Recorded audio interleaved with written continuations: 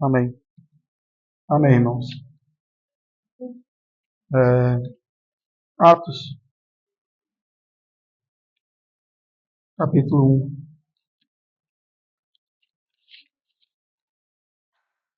A gente, como começamos na semana passada, com mais calma, o nosso interesse nessa reflexão sobre assuntos que os irmãos já devem, de alguma forma, ter lido, falar sobre a igreja, sobre o início, o fundamento, como ela se estabelece, como ela se posiciona. Nosso coração, eu sei que a maioria dos irmãos sabem, mas pode ter alguém aqui apenas de passagem. Nosso coração jamais será, quando tocamos nesse assunto, dizer que somos melhores ou mais santos, ou mais altos ou mais sábios. Pelo contrário, a própria Bíblia que nós lemos coloca um peso nos nossos ombros de que aquele que mais foi dado em alguns assuntos, mais lhe será cobrado. E é interessante nessa caminhada que o irmão Walter tem trazido sobre fundamentos, sobre retornar, um olhar a Cristo, ao Pai, ao Filho. Hoje nós vamos, de forma muito breve, porque está inserido no assunto, falar sobre o Espírito. E a gente caminhar porque o que a gente percebe, quem já tem aqui mais de 10, 20 ou 30 anos, é que nós estudamos tantas coisas, às vezes a gente passa a vida lendo e lê coisas que são mais superficiais da vida cristã, mas nós rodamos e voltamos para o mesmo fundamento, a mesma coisa. Porque sem esse fundamento, as outras coisas elas não caminham, elas não existem. A gente precisa lembrar, e nós passamos aqui, já estamos há algum tempo, e os irmãos que já leram, e os que estão junto lendo o Antigo Testamento, os profetas menores. Lá no Antigo Testamento, Deus deu rituais, Deus disse como deveria ser feito, o Senhor falou de vestimentas, o Senhor falou da arca, a mesa, da propiciação, candelabro, tudo. Tudo foi estabelecido conforme Deus queria. Os preceitos, as divisões, as funções, como deveriam ser os cânticos, tudo foi dito e estabelecido pelo próprio Deus. Mas quando o Senhor esteve aqui na terra e lendo, como nós fizemos em alguns dos profetas, a gente percebe que mesmo tendo ouvido de Deus como deveria ser a reunião, como deveriam ser cantados, como o sacerdote deveria se comportar, qual era o trabalho do levita, o que cada um deveria fazer, se o pecado é esse, o sacrifício é esse, se o pecado é aquele, o sacrifício é esse, oferta de oblação é para isso, oferta disso é para aquilo. Tudo estava muito organizado e sempre esteve.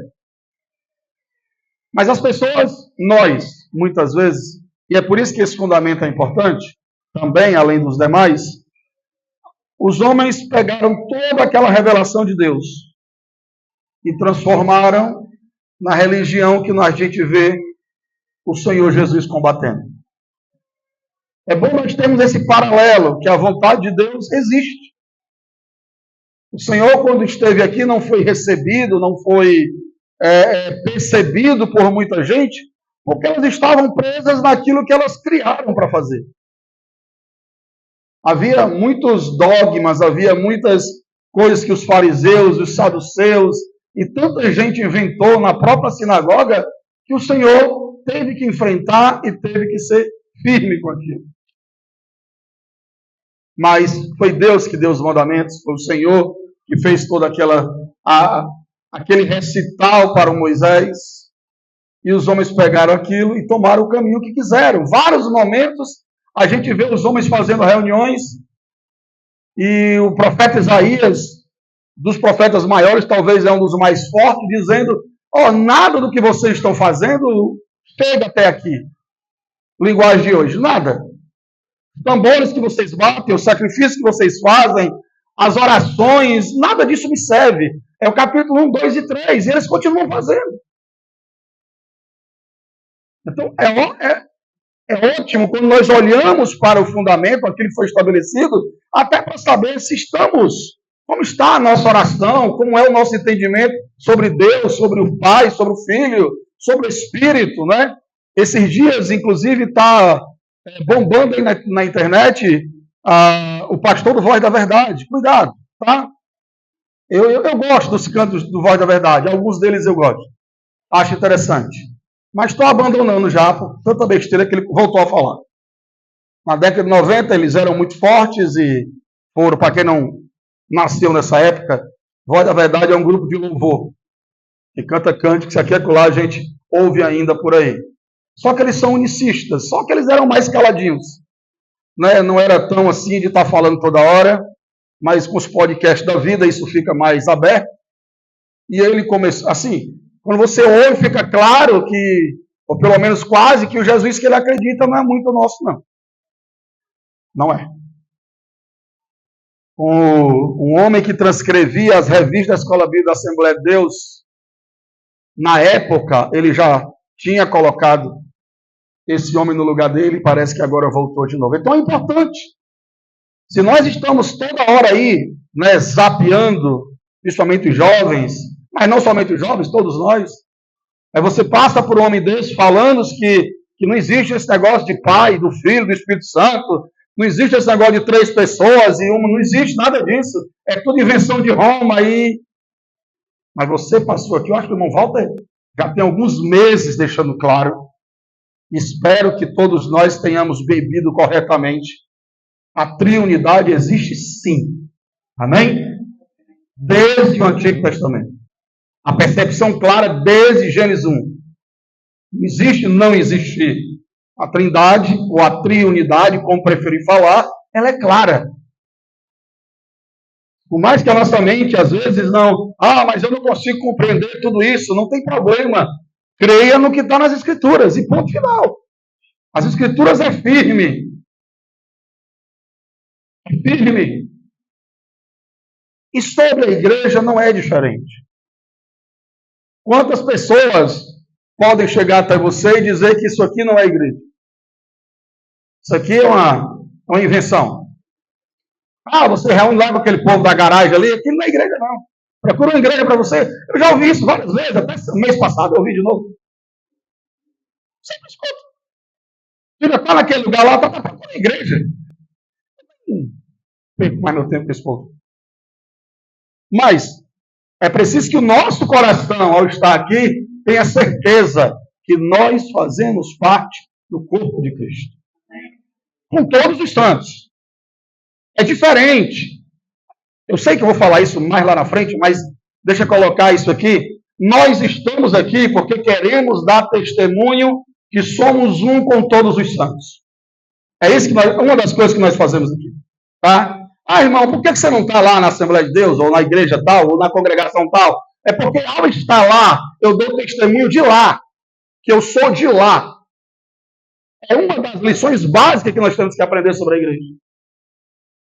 Eu amo os irmãos da Assembleia de Deus, da Batista, sei lá de onde for, nasceu de novo, são meus irmãos. Mas se eu estiver sentado lá, com cartão de membro de lá, eu estou dando testemunho de lá, não é do Senhor. E ao sair para cá, o que nós queremos é dizer que nós somos um com todos os santos. Não queremos se separar de ninguém. Somos um. Porque foi assim que foi sempre. E aí nós começamos em Atos. E vimos o que Lucas escreveu em Atos. No capítulo 1, verso 1, que nós vimos lá atrás, a gente viu a questão da palavra. A gente falou sobre o que é eclésia, o eclesia, reunião de um povo. É uma palavra grega. E ela é associada a nós também. Essa eclesia, ou essa reunião dos povos, foi trazida para nós, porque era uma assembleia comum, mas para nós não. Eclésia dos santos, ou Assembleia dos Santos. Daqueles que nasceram de novo, daqueles que têm nova vida, daqueles que saíram da morte para a luz. E essa é a razão de nos reunirmos. Nós vamos chegar aqui no capítulo 2 de Atos e vamos perceber que a razão de nos reunirmos precisa ser essa. Qual? Eu estou aqui porque o Márcio creu no Senhor Jesus. E eu criei, e ele creu. E todos nós damos testemunho do único Senhor. E assim estamos aqui. Nessa continuidade, nós falamos aí no capítulo 1, verso 1. Mas eu queria voltar ao versículo 1, porque tem algo que eu acabei não tocando no final do versículo 1. No final do versículo 1, Lucas diz algo que os irmãos gostam sempre de repassar, e eu quero deixar aqui claro para os irmãos. Existe uma pedagogia cristã, da forma como a igreja caminha. Lucas diz o seguinte sobre Jesus. Jesus começou não só a fazer, mas a ensinar. Isso é dito em vários momentos nos evangelhos. Jesus fazia e ensinava. É uma das características da igreja que está em Jesus. Sempre que nós vemos pessoas ou grupos apenas falando, apenas dizendo coisas, apenas pensando sobre alguns assuntos, mas não praticando. Falar de amor e não praticar amor. Falar sobre que somos um. Irmão, isso pode acontecer, mas é lógico que sim. Quantas vezes, amados, eu vi assembleias falar de amor, de que somos todos irmãos, somos todos de uma só congregação, servimos o mesmo Deus. E eu recebi uma ligação de um irmão dizer, irmão, eu queria dizer para o amado que não dá para o irmão vir para o congresso ou para a festividade de jovens. E eu dizia, por quê, irmão? Não, porque o irmão congrega na Madureira. E aqui é Tempo Central. O irmão é da Bela Vista e aqui. Por isso. Mas o discurso é que somos um. Somos todos irmãos. Não há diferença entre nós, se vimos o meu Senhor.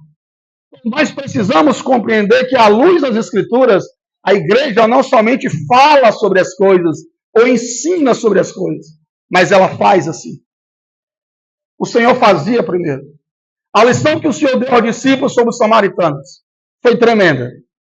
Quando o Senhor chega na cidade e manda os discípulos comprar ali em Samaria. Sair em Samaria e fazer compras. Que era um povo que eles não conversavam. Mas o Senhor queria mostrar na prática que não basta somente falar de amor. Precisamos fazer. E o Senhor fazia e ensinava. E lá na frente nós falamos ainda no versículo 12 ao 14 do capítulo 1. Versículo 12. A gente comentou algumas coisas do 1 ao 11. Uma delas é que a Assembleia está sobre o fundamento da ressurreição de Cristo.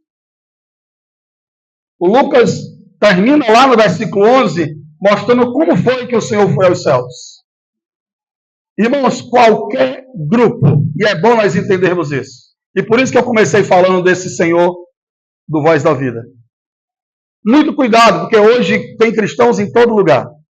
Cristãos bíblicos e entre aspas. Todo lugar. Seus clientes, seus colegas de trabalho, na rua, no ônibus, no Uber, aonde eu trabalho, tem cristão para todo lado. De todo jeito. Então, esses momentos que nós estamos tendo aqui de firmar o nosso coração, de compreender melhor o que é a fé, é muito importante para você saber diferenciar o que é da Bíblia e o que não é. O que é do Senhor e o que não é. Se há algum grupo que até gosta do Senhor Jesus. Ontem a gente conversava com um grupo de irmãos que existe um nível que é o nível do Nicodemos. O Nicodemos, ele chegou até onde? Nicodemos chega para Jesus e diz assim, mestre, eu sei que tu és um mestre, porque tu faz e fala coisas maravilhosas. Há muitas pessoas, há muitos grupos de irmãos, ou até de pessoas que não são irmãos, que conseguem ir até esse nível. Jesus é alguém como foi o Maomé, como foi o Confúcio, como é o Buda, é alguém muito bom, muito interessante. Sempre que você vê alguém que se diz cristão começar o seu discurso por aí, ligue as suas antenas. Começar o discurso que Jesus é um grande professor, é um grande mestre, é uma pessoa maravilhosa a ser seguida, tudo isso é correto dizer sobre Jesus. É o melhor homem que já pisou nessa terra. Mas não para aí. Não pode parar aí. Por isso que Lucas termina aqui no versículo 11, falando sobre a ressurreição. É isso que diferencia a igreja dos demais. É isso que nos traz esperança, irmão. Porque se o Senhor for como qualquer outro homem desse, a nossa esperança se esvai. E a igreja precisa estar fundamentada nesse argumento, nesta verdade, que é Jesus ressuscitou. Não há outra. Senão não há reunião, senão o Senhor não está aqui. Isso precisa cada vez mais descer ao nosso coração para que nós consigamos entender que realmente, aonde houver 2 ou 3 reunidos no meu nome, eu ali estou. Aqui, agora, nesse momento. E o versículo 12 foi aonde nós começamos a parar na semana passada. Os discípulos ou as pessoas, depois de ver essa maravilha da revelação de Deus. Há uma maravilha da revelação de Deus. Eu não sei quantos anos fazem que Deus abriu os céus para você. Nós falamos, eu não sei quanto tempo faz que o teu coração ou o meu coração não bate no sentido de amar o Senhor. E por que isso é importante? Porque o dia a dia, o trivial vai chegar. O congregar vai chegar. Por isso que eu agradeço ao Senhor, e eu sei que há muitos irmãos aqui, pelo que eu já ouvi, que fizeram a mesma coisa.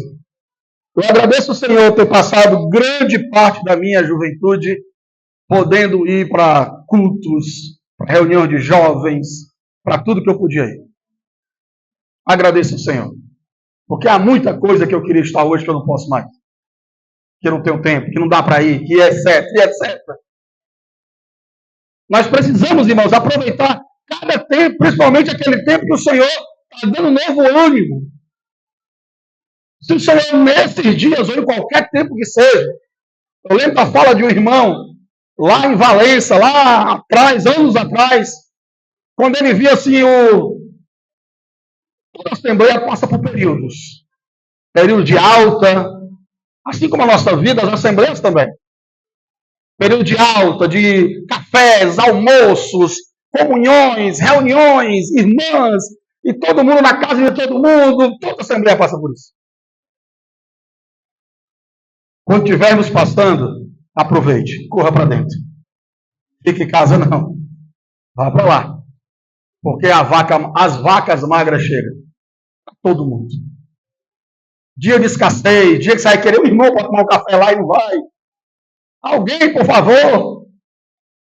Vamos lá, tomar um café, conversar alguma coisa. Todo mundo ocupado. Todo mundo trabalhando, correndo. Cuidando do pão doce cada dia. E você ali. Então nós temos que aproveitar aquilo e é isso que Lucas faz. Lucas, para poder colocar no coração daqueles irmãos, a igreja está iniciando. A igreja precisa iniciar com isso, olhando para o alto.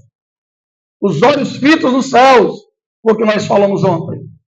Quanto tempo nós andamos assim, irmãos? Apenas olhando para o Senhor, apenas pensando no Senhor, mas não queríamos outra coisa a não ser o Senhor. Nossos olhos eram fitos nele. Pode ter certeza, sempre que nos encontramos cambaleando, ou assim meio trópegos, é porque os nossos olhos vacilaram de alguma forma. É o Pedro caminhando nas águas, enquanto olha para o Senhor, caminha. Vacilou um pouco, começou a afundar. Olhos fitos do Senhor. A igreja, a assembleia, aí você, é por isso que às vezes você conversa com uma pessoa e essa pessoa fala de tanta coisa, mas não fala do Senhor. Ela fala de um cântico, ela fala que a congregação tem aquilo, ela fala que tem aquilo ali, fala da parede, e fala de como é legal, e como foram fazer não sei o quê, mas não fala do Senhor. Irmãos, nós temos que estar com os olhos do Senhor. É só o que nos resta. É olhar para o Senhor. Porque olhando para o Senhor, em dias de cafés e de comunhão, em dias de riqueza, olhamos para o Senhor. Mas também, se não tiver nada disso, continuamos olhando para o Senhor. Nossos olhos têm que estar nele. E somente nele. Porque nós abrimos o versículo 12 dizendo que eles voltaram para Jerusalém. Saíram daquele êxtase do monte, da revelação, de tudo que Deus tinha mostrado ali, do anjo conversando com eles, dizendo, olha, da mesma forma que Jesus foi, vai voltar. Agora vão para casa. Vão congregar, vão viver. E esse tem sido o nosso desafio. Estar juntos, congregar. E o versículo 15. Nós falamos do Matias, que é escolhido. E nós pincelamos, porque a gente não vai se aprofundar em cada um desses quesitos, que a Assembleia, ela tem suas decisões, ela tem seus caminhos direcionados pelo Espírito. Não é qualquer coisa. Não são as pessoas que decidem. É muito complicado quando a Assembleia, as decisões são tomadas apenas por homens, sem direção de Deus. Na minha vida também é complicado se forem tomadas apenas por homens. Porque ao congregarmos, ao nos reunirmos, problemas vão surgir. Decisões terão que ser tomadas. Todos os dias nós temos que tomar decisões. Na criação dos filhos, no relacionamento com a esposa, no tratamento no trabalho. Toda hora nós temos que tomar decisões. Aqui era uma muito clara. A decisão é que nós temos apenas agora 11 discípulos, está faltando um. Vamos decidir quem é. Colocaram na mesa as opções. Colocaram um homem que deram o sobrenome, deram testemunho e disseram que ele era justo. E o Matias. E nós falamos na semana passada que se eu estivesse nessa Assembleia, eu teria votado no justo. Não ia votar no Matias. Botaram ele no final do versículo. Tem esse aí também. As nossas decisões é necessária estar em Cristo. Às vezes não é o que nós estamos vendo que é o correto. Às vezes, na maioria das vezes, o nosso olhar é apenas humano. É aparência. Mas se formos para o Senhor nos dará uma direção correta. Então, a Assembleia precisa que as decisões sejam no Espírito. Há muitos lugares, irmãos, que não é o Espírito Santo que guia mais. E nós temos que pedir graça ao Senhor para continuar sendo guiado pelo Espírito. Quando chegamos em Apocalipse, não sei se vamos chegar a tocar lá, mas algumas assembleias que representam, as 7 cartas representam 7 modelos de assembleias. E algumas delas, que o Espírito Santo não tem nada a ver com aquilo. Eu sei que é um engano. Às vezes, a nossa mente pode ter problema. Eu passei agora de carro do lado de uma grande, imensa. 3 cultos por noite. É estranho você olhar para aquilo e dizer assim, Senhor, mas como o Senhor não mandou construir isso aí? É estranho. Talvez você ouça que eu falar e diga assim, como pode o Senhor não ter mandado construir aquilo ali? É possível. Em nome de Jesus, eu quero dizer diante das Escrituras, não é só possível, como é verdade. O Senhor nunca mandou construir nada para dividir o seu corpo. Nunca. Como Deus vai tratar essas situações? Ele o sabe. Ele o sabe. Mas a igreja, eu até coloquei aqui, o que a igreja não é. Igreja não é um delírio espiritual de alguém. Igreja não é uma revelação que eu tive de noite para abrir. Igreja não é um curral aonde um homem que tem um dom reúne pessoas em torno dele. Seja qual for o dom. Ah, mas aquele homem, ele cura, ele expulsa demônios, ele faz paralítico andar. Então ele reuniu uma congregação em torno dele e deu o nome de graça. Então foi Deus que mandou. Não, não foi. O dom que Deus deu a ele é do corpo de Cristo. Não foi para criar a congregação. Ah, mas aquele tem um dom da palavra, que palavra linda! A palavra é maravilhosa, quando ele prega as pessoas ficam impactadas. Então Deus disse a ele sim, que reunisse um grupo, colocasse um nome. Não, não disse. Te garanto que não disse. Todos os dons dados aos homens são para o corpo de Cristo. Não é para redutos. Não é para construções em si próprio. Nunca foi. Nunca será. Mas o Senhor tratará com eles e conosco. Porque o que tem é que nós temos que aprender sobre o que é igreja. Igreja é isso, é onde o cabeça é Cristo. É onde Cristo é percebido na coletividade. É onde não há irmão maior do que ninguém. É onde mesmo tendo funções diferentes, todos somos um. Isso sim é uma assembleia. É nesse lugar que eu vou congregar, onde o nome do Senhor é estabelecido. É claro o nome do Senhor. Todos nós, irmãos, teremos, não sei se você vai ser, podemos ser tentados a tomar essas decisões. Todos nós. De achar que o que Deus nos deu, o dom que Deus nos deu, a capacidade que Deus nos deu, ela é valorizada ao ponto de você ser a pessoa que vai ser usada e as pessoas em seu redor e ponto final. Não foi assim que o Senhor ensinou. Não foi dessa forma. No versículo 12, no versículo 15, até o 26, há uma reunião entre os discípulos, guiada pelo Espírito. E o Espírito Santo guia a pessoa do Matias para assumir aquele local. Ainda hoje, irmãos, pode ser que um dia esses livros caia na sua mão. Ainda hoje há teólogos, escritores que dizem que isso aqui foi uma presta dos discípulos. Não sei como tem gente que consegue escrever tanta baboseira. Né? Tem muita baboseira. Não, mas isso aqui é uma pressa dos discípulos se apressaram porque Paulo estava para vir. Pelo menos deixaram de pregar essa besteira, só escrevem. Mas pregaram muito essa baboseira. Mentira, meus irmãos. Não existe isso. Lá na frente, você vai ver um versículo que mostra que não tem nada a ver de escolha apressada.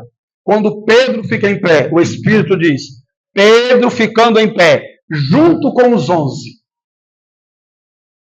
Esse versículo tão simples. Se nós cremos que foi o Espírito Santo que escreveu as Escrituras, e é nisso que nós cremos. E o Espírito Santo registra, quando Pedro levanta junto com os 11, é porque o Espírito confirma que Matias é um sim dos 12. Ah, mas nas 12 colunas lá não vai ter o nome do Paulo? Não é apóstolo. Nem isso aqui não. Deixa o povo falar bobagem por aí. É com eles. Matias foi o escolhido. Se ele não apareceu mais nas Escrituras, não tem problema. É uma lição grandiosa para a igreja.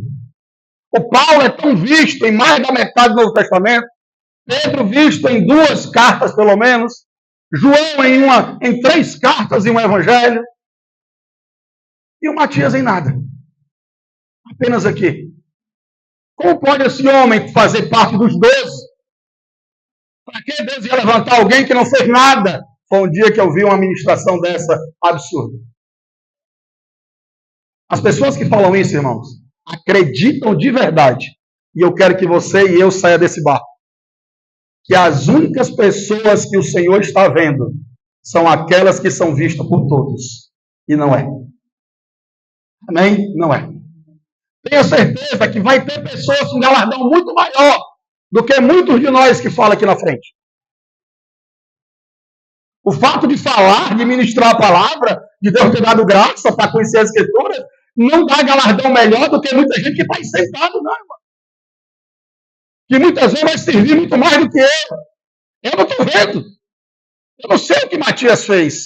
Se um dia o senhor vai dizer, para quem falar do Matias, está aí a obra do Matias. Querem conhecer? Aí. Esqueço o nome do irmão, sempre esqueço o nome dele, mas um grande pregador da época dos pais da igreja. Muito grande. Não é esses que nós chamamos o nome deles, não. Mas um dia, lendo um livreto, por acaso, uma biblioteca, esse irmão dizia que as pessoas diziam que ele era um grande homem. Quando ele falava e ministrava, milhares de pessoas se convertiam, e o galardão dele era muito grande. Esse irmão tinha os pés em Cristo. Esse irmão, pelo menos é o que diz o escritor do livro, falou que ele tinha um companheiro, assim como tinha Paulo e Silas, e a gente ouve muito mais falar do Paulo do que do Silas. Ele tinha um companheiro com ele. E ele disse que esse companheiro tinha uma graça de intercessão muito grande, um dom de interceder pelas coisas, pelas pessoas. E ele falou que o fulano ia para a cidade 15 dias antes dele chegar. E esse fulano passava os 15 dias orando e jejuando e dizendo: Senhor, quem ouvir essa palavra vai se dobrar ao teu nome. E ele respondeu à pessoa que disse a ele: você acha que as pessoas se converteram por 15 dias de oração e jejum ou por 1h30 que eu preguei? As duas coisas estão juntas, mas acredito que meu companheiro merece melhor galardão. Irmão, nós não sabemos o que está escondido no corpo de Cristo. A gente vê o que é aparente. E o Senhor não. Não é assim que o Senhor vê.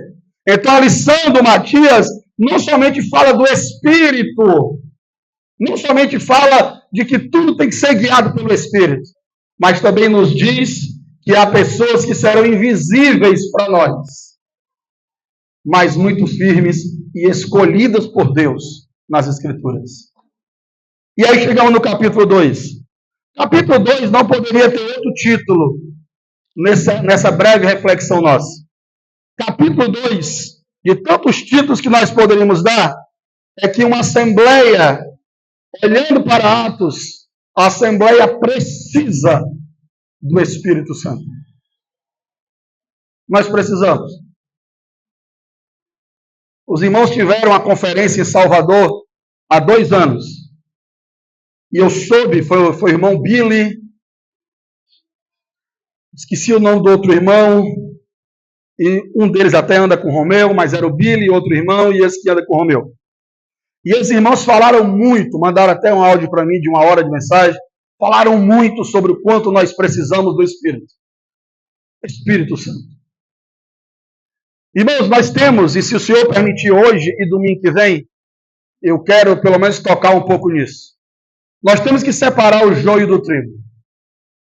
Não é porque há muitas, deixa eu usar a palavra bem gentil, há muitos desvios aí fora a respeito do Espírito, a respeito da graça, a respeito da unção, a respeito do fortalecimento dado pelo Espírito, que nós vamos abandonar essa realidade. A igreja precisa ser cheia do Espírito Santo. Amém? Para qualquer que seja a ação. Há uma diferença que nós aprendemos ainda estudando os profetas menores. O Antigo Testamento, o Espírito vinha sobre a pessoa para uma ação específica. Essas pessoas que estão aqui, a maioria delas, aconteceu dois fatos bem interessantes. Eu não sei com os irmãos, mas eu já estive em batismo nas águas. Na verdade, vou até sair do batismo. Eu já participei de conversões. A pessoa se converteu. E ela conheceu o Senhor. E ela mudou naquele dia. E ela já era outra pessoa no outro dia. Essa pessoa tem um Espírito? Amém? Sim. Ela tem o Espírito do Senhor nela? Sim. Ela foi selada, disse Paulo, pelo Espírito. Vós sois selados pelo Espírito. Ao nos convertermos, o Espírito habita em nós. A cédula de dívida foi rasgada e aquele Espírito que estava morto em delitos e pecados, agora é um com o Senhor. E nós temos nova vida. E o Espírito de Deus habita em nós e Pedro nos chama de tabernáculo de Deus. Amém? Tabernáculo de Deus. Ele não habita nessa parede, não. Habita em você. Através do Espírito, viramos tabernáculo de Deus. Amém? Amém? Então, nesse capítulo 2, você terá pessoas que nós falamos na reunião passada, que o Senhor soprou sobre elas o Espírito da nova vida, mas não tinham ainda o revestimento. Esse revestimento é algo diferente, que nós precisamos ter. A capacitação, na verdade, a melhor palavra no grego, disse o Delcio Meirelles, é capacitação para o serviço. E aqui nós temos as pessoas que estavam nesse dia, nessa festa do Pentecoste. Eu já participei de batismo nas águas, em que a pessoa desceu as águas e quando subiu, recebeu essa capacitação. Tremendamente. Já vi pessoas se converterem por de missões, que no mesmo dia de convertida, recebeu essa capacitação. De forma gloriosa. Outros demoraram um pouco mais, e etc. Os irmãos conhecem o capítulo, eu vou já ler. Mas qual é o problema que essa capacitação tem no viés ou no recorte feito pelo cristianismo pentecostal? É nós dizermos que a única, preste atenção à frase, a única evidência que alguém é cheio do Espírito é falar em línguas estranhas. Ou falar em outras línguas. Línguas estranhas já nem se bota mais essa palavra. É a única evidência. Se você não fala em outras línguas, você não pode ou não é cheio do Espírito. O problema é esse recorte.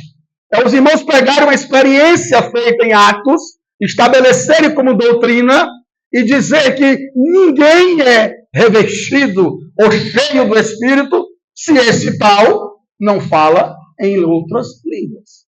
Se não fala, não tem revestimento. É pobre, é seco. Isso chega a um delírio tão grande, muitas vezes, que eu já falei aqui, mas só para relembrar. Eu estava num período em que era muito mais dedicado à oração. E assim, no cair da noite, 6 para 6:30, uma irmã bate no portão lá onde eu morava, na casa do Paulo. E o Paulo não tinha chegado, e o Paulo sempre foi conhecido, ainda hoje é, como homem do mistério e da oração forte. E a mulher bate lá, e o Paulo não estava, eu saí, estava em oração, Márcio, cheio de Deus. Aí a mulher chega toda torta. A mulher quase não fala, eu estava no portão, e ela olha e diz assim, o irmão Paulinho está aí. Eu não, amada, o que é? Eu não estou com muita dor desde cedo. Eu não, entre, irmã, que eu oro. O irmão fala em língua. Eu não, ela, quando o Paulinho voltar, me chama, e saiu. Irmão, eu chorei tanto nessa noite, sério. Eu disse, que miserável sou eu que não prestei para oração. Paulinho chegou, pegou chorando. Ainda hoje ele dá risada disso. Ele, o que foi? Eu não quero nem que eu ore, irmão. Que miséria é essa? Presta para quê um homem desse? Estou aqui desde manhã orando, jejuando pela manhã, só para orar. E o Paulinho, naquela época, meio torto, disse, mas tu não fala nem língua. Vai quer orar pela mulher. Busca o dom. Irmão, conhecimento errado produz vida errada. Não é assim. Nunca foi. Não receba esse conhecimento. A graças a Deus já temos visto até pastores assembleianos mudando esse tom. Graças a Deus. Porque o revestimento do Espírito é muito diferente. Eu tenho um amado presbítero lá em Salvador, que nós sempre falo dele, que é o Luciano, que é o homem da palavra. Luciano, quando está ministrando, você percebe o poder do Espírito na voz do Luciano. Mas ele nunca falou em línguas estranhas. O irmão Delcio Meirelles, quando está falando, meio velhinho, sequinho daquele jeito, você percebe vida no homem. Nunca falou em línguas estranhas na vida dele. Irmão Gini e Francesco, quantas vezes vigiam falar 2, 3 horas, cheio da igreja entrar em êxtase. Nunca falou em línguas estranhas. Não tem nada a ver. ser cheio do Espírito Santo para Deus te capacitar para algo, não quer dizer que você vai ter que falar em línguas. Quer dizer que o Espírito vai te capacitar para fazer alguma coisa. Cheio. O irmão Décio, que não é o Délcio, é um dos presbíteros de Salvador. Um dia nós comentamos sobre isso na Assembleia, quando eu terminei, ele disse: Anderson, um dia eu fui cheio do Espírito Santo no ônibus. Eu tenho certeza. Eu estava lá esperando o ônibus e veio aquele negócio. E eu comecei a dizer amém, Jesus, amém, amém. E olhei para a pessoa, falei do Evangelho. Ela se converteu, ganhei para o Senhor, virei e pronto, peguei o ônibus. Cheio do Espírito. Mas não falei nada não tinha língua, não tinha nada. Mas eu senti um ardor no meu coração e um fervor para fazer aquilo. Irmãos, o Senhor é quem nos capacita para fazer a sua obra. Não é nós. Nunca foi.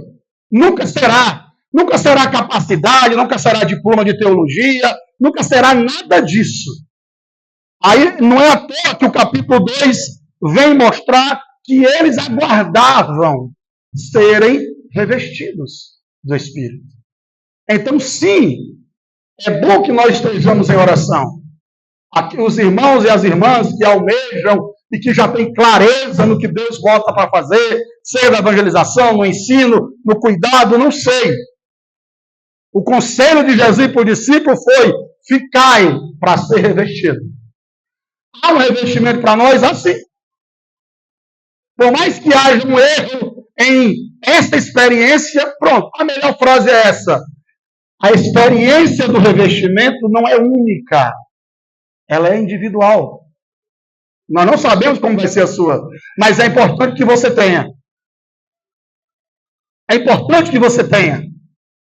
É importante que, se você não teve ainda essa experiência com o Espírito Santo, de renovo, a experiência de estar firme quando fala alguma coisa, estar cheio cantando louvor, estar cheio orando. Às vezes o Espírito Santo nos toma só para orar. E não é o tom da voz, não, irmão. A minha, porque é esculhambada mesmo, mas não é só, não é gritaria, não. É cheio, sabe? Você ora e a lágrima desce, percebe que aquela irmã está orando no Espírito. Não é uma palavrinha repetida todo domingo, não. É algo que Deus deu a ela naquela hora e ela orou, ou ele orou. Percebe-se quando um cântico é algo apenas que te deu vontade de cantar, ou quando o Espírito te toma para cantar. É diferente. Mas cada um de nós precisamos, diante de Deus, buscar experiências no Espírito. Experiências no Espírito. Senhor, dai-me do teu Espírito, dai-me da tua graça. Reveste-me, me ajuda. Aí nós estamos aí em Atos 2.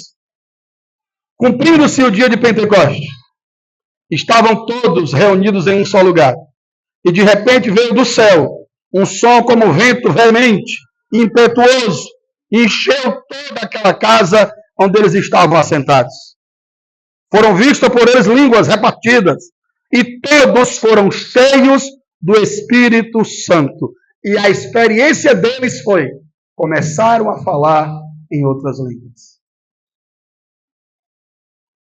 Eu posso falar, irmãos, porque eu já estive, e acho que alguns irmãos aqui também, nesse meio muitos anos. Eu já vi muita gente ser rejeitada por esse conhecimento errado. Já vi muita gente na Assembleia ser colocada de lado apenas porque esse conhecimento está errado. Não, irmãos. Nós precisamos acreditar e crer que o Senhor pode sim te encher do Espírito, independente se você vai falar em línguas ou não. Mas Ele quer te encher. Ele quer nos encher. Havia e há algo para ser feito diante do Senhor. E eles aqui falaram em outras línguas e havia uma razão. Aqui eu concordo com muitos irmãos que não são pentecostais. A razão aqui era simples. Diante daquilo que falavam, todo mundo entendia o que era dito. Eu fiquei feliz e triste, né? Quando eu soube do preço, eu fiquei triste. Mas fiquei feliz que fazia tempo que sempre que eu via aquelas reuniões mundiais do pessoal da ONU, todos os países, aí eles usam um fonezinho de ouvido.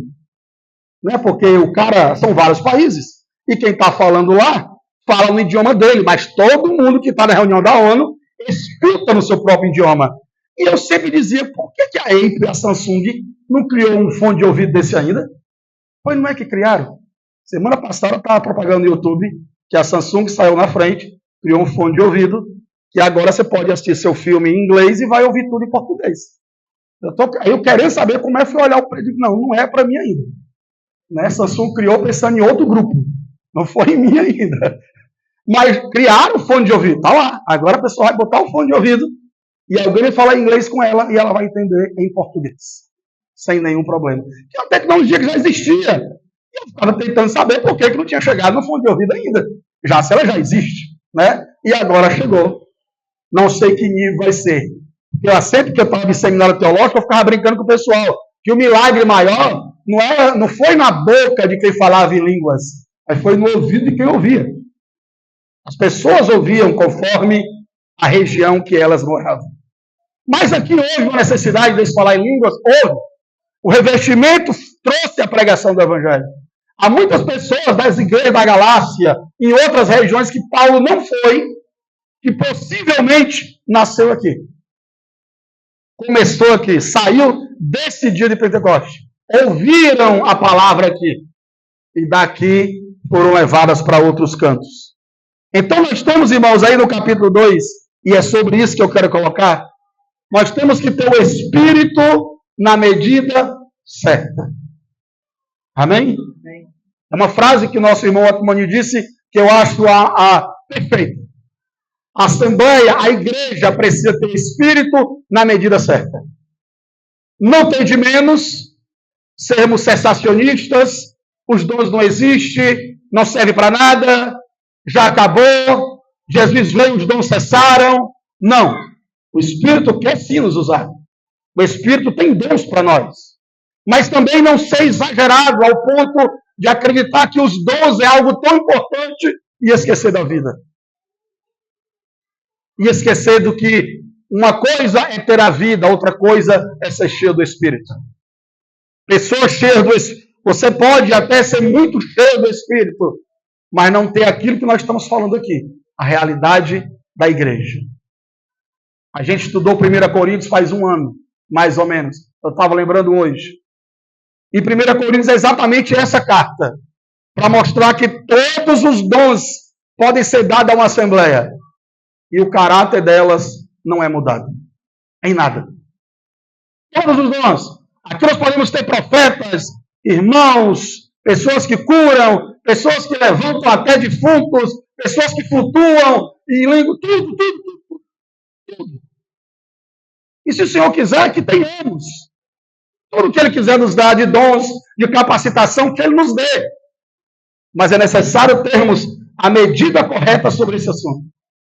Se todos os dons forem repartidos para nós, isso não muda o caráter de ninguém. Ainda podemos ser um bando de falastrão e de pessoas que não herdarão o reino. Isso é sério. Isso é sério porque nós temos que, a Assembleia precisa procurar a medida correta do Espírito. Saber o que Deus tem para nós, mas ainda assim se preocupar com o que o Espírito Santo pode trabalhar em nós. Adiantando só mais um pouco, irmãos, para deixarmos para a reunião que vem. O próximo ponto aí é o ponto 14. Nós temos o discurso do Pedro. Pedro é a perfeita representação do que o Espírito pode fazer com o homem. Pedro ama o Senhor. Pedro é quem mais perguntava. Pedro é quem mais questionava. Só havia uma possibilidade para Pedro, assim como para nós. O Espírito tomar a vida do Pedro. E o Pedro, irmãos, é interessante porque o Pedro, ele para nós também deixa uma lição muito grande. Mesmo cheio do Espírito, o Pedro é o Pedro. Não é uma pessoa que o Espírito vai usar as mazelas ou o defeito dele. Mas quem é a pessoa dos 12 discípulos que mais falava, que mais tinha intrepidez, que mais não ia aceitar? Irmãos, Hoje eu meditando, se esse texto eu não soubesse que se você contasse apenas a vida do Pedro e dos discípulos, e se alguém chegasse para você e dissesse assim, olha, aí teve um dia que esses discípulos estavam todos reunidos numa casa, o Espírito encheu eles de poder, as pessoas passavam na rua, era 9 horas da manhã, começaram a dizer que eles estavam tudo embriagados, eram bem desocupados, e um dos discípulos tomou a palavra e foi defender o Senhor. Que discípulo foi esse? Eu tenho certeza que a maioria de nós foi Pedro. Foi ele que foi lá. Porque o Espírito também, o Espírito vai tirar de nós tudo aquilo que não agrada ao Senhor. O Espírito vai tirar de nós aquilo que não condiz com a santidade de Deus, com o Senhor. Mas características nossas, o Davi é o Davi, eu sou eu, o Márcio é o Márcio. Há coisas em nós que o Senhor vai lapidar, burilar e usar. Ele vai tirar de nós o que não agrada. O que não tem nada, mas a intrepidez do Pedro, a coragem de perguntar coisas, de indagar, isso o Senhor tirou. O Senhor deixou. E usou Pedro para a sua vontade. Eu estou tocando nesse assunto porque às vezes os irmãos podem achar que o Espírito Santo ele não trabalha no atacado. O Espírito Santo agora vai usar todo mundo igual aquele irmão. Isso é coisa de seita. Todo mundo fala a mesma voz, o mesmo tom. Todo mundo, quando é usado, olha para o mesmo lado. E tem a mesma entonação de... Não. O Espírito Santo, ao usar cada um de nós, ele nos dá aquilo que ele quer dentro da nossa personalidade, dentro de que nós somos. E lá na frente, para a gente encerrar, pelo menos por hoje, no versículo 37, essa capacitação da Assembleia, ela vai produzir esse discurso de Pedro. Pedro fala do versículo 14 até o versículo 36. Para quem acredita que Pedro não era bom das letras, para quem olha só para o discurso de Estevão, é bom ouvir. Essa pregação de Pedro, ela é estudada em seminários, quando a gente dá a disciplina de homilética, que é a arte de preparar sermão. Se não porra pregar. Discurso do Pedro aqui é a primeira matéria de homilética. Você pega o discurso do Pedro, bota no quadro e vai quicando para o irmão aprender se é possível, né? Lá é possível, como é que prega? E Pedro, a gente acha que Pedro é meio indulto, não sabe muita coisa, mas quando você lê esse discurso do Pedro, você percebe que era um homem atento às Escrituras. Não era um homem que estava ali só por estar. Lembra daquela invisibilidade? Agora, Pedro era humilde. Pedro sabia o lugar dele e respeitava o lugar do outro na igreja. Pedro, uma certa vez, escreveu, não lembro se na primeira ou na segunda carta, Pedro diz assim, olha, eu sei que meu irmão Paulo escreve coisa de difícil compreensão, mas pode crer que ele é de Deus. Creia nele, que ele é do Senhor. Não tem problema não. Pedro sabia que o Paulo estava muito além. E não há problema nisso. Não há problema de eu ver a graça na vida do Márcio. O Márcio pregar e ganhar almas. Não há problema de ver a graça no Davi. Aliás, o problema é quando nós não vemos. A gente às vezes tende a valorizar irmãos que vêm de fora, obreiros que passam por aqui. Deus abençoe. Obreiros, irmãos, pessoas que ministram no YouTube, mas às vezes pessoas da casa. Tem graça para pregar, tem graça para evangelizar, e a gente não dá. Eu não estou falando aqui, irmão, dar glória para homens, não. Amém? Entenda. Homem nenhum merece glória, nem aqui, nem em lugar nenhum. Eu estou falando de valorizar a graça que Deus deu ao irmão que está do seu lado. A graça que Deus deu a uma irmã que está do seu lado, todo dia, evangelizando, ombro a ombro. Reconhecer a graça que Deus deu aos irmãos. É importante também. Pedro reconhecia isso. Versículo 37 diz que as pessoas que ouviram aquela pregação do Pedro perguntaram, e aí vai ficar aberto para a gente continuar a semana que vem. As pessoas, ao ouvir a pregação do Pedro, perguntaram o que fariam agora para conhecer o Senhor. Então, a partir de agora, irmão, nós vamos tocar no assunto de a igreja sendo aumentada, a igreja sendo acrescentada. Os irmãos vão sendo acrescentados, pessoas vão sendo acrescentadas, e o Senhor vai organizando cada coisa no seu lugar. Mas fica uma lição para nós aqui, que eu tenho visto o irmão Walter, Delmiro, e vários irmãos bem preocupados e falando, e claro que eu me coloco no lugar de pecador nesse sentido. Qual é? Pregação do Evangelho. Que o Senhor nos ajude. Né? Que o Senhor nos ajude. A todos nós. Todos nós. Porque a Assembleia precisa falar do Senhor. A Assembleia precisa, o que Pedro faz é abrir ali as Escrituras e as pessoas veem. Eu sei que há irmãos que terão graça para isso. Há irmãos que terão dom, irmãs, e capacitação para a pregação do Evangelho. Tem gente que crê até que há irmãos que têm capacitação para pregação individual e outros para pregação coletiva. Respeito quem. Mas há irmãos que têm essa capacitação. Mas apresentar Cristo, o que Ele fez em sua vida e o que pode fazer na vida do outro, isso é para todos nós. Todos.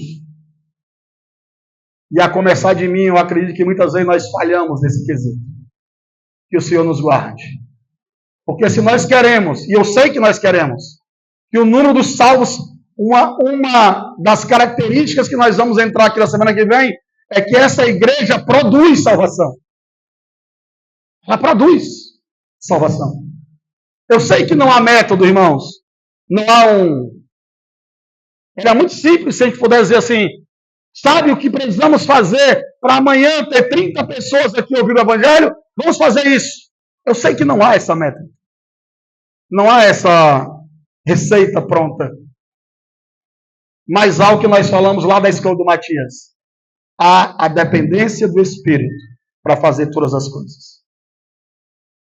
Então, se nós vamos entrar, pelo menos um domingo, nessa questão de a igreja produz salvação.